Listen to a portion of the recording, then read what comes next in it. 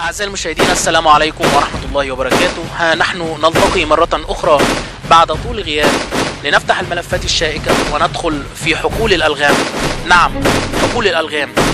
وقد كشفت الشهور الماضية عن حالة من التخبط والتداخل واختلاط المفاهيم تجعل الوصول إلى صيغة تفاهم تخلق حالة من التوافق بين الفرقاء تجعل الحياة أكثر استقرارا وأمانا، مسألة بعيدة المنال.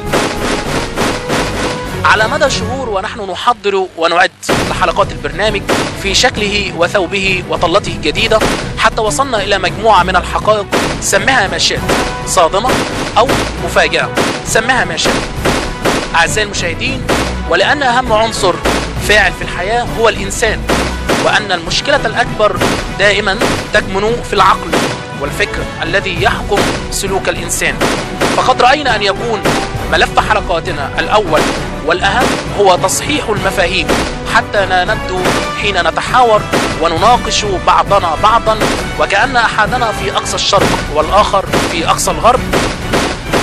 وأشد حقول الألغام خطورة هو الإسلام السياسي. نعم، الإسلام السياسي. ولنبدأ بتحديد المفاهيم التي سنناقشها في الحلقات، وهي تعريف الدين والعلاقة بين الدين والدولة. هل يمكن أن يتحول الدين إلى مرض معنى السلفية؟ وهل يمكن أن تكون السلفية مرضا فكريا وعقليا؟ هل الدولة الدينية مصطلح صحيح؟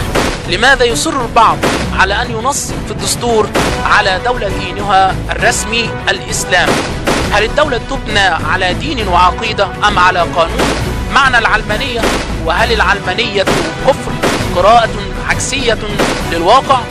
هل معنى فصل الدين عن الدولة صحيح؟ أول من نادى بالعلمانية أبو بكر الصديق. تحليل لخطبة أبو بكر الصديق رضي الله عنه. معنى الدعوة لغة، الليبرالية وعلاقتها بالدين.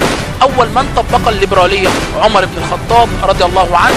الحضارة الغربية والبراغماتية، الحضارة العربية وثبات الحق. كل هذه الملفات وهذه المصطلحات والمفردات من ملفنا تصحيح المفاهيم نناقشها مع الكاتب والمفكر الأستاذ عادل شعيب.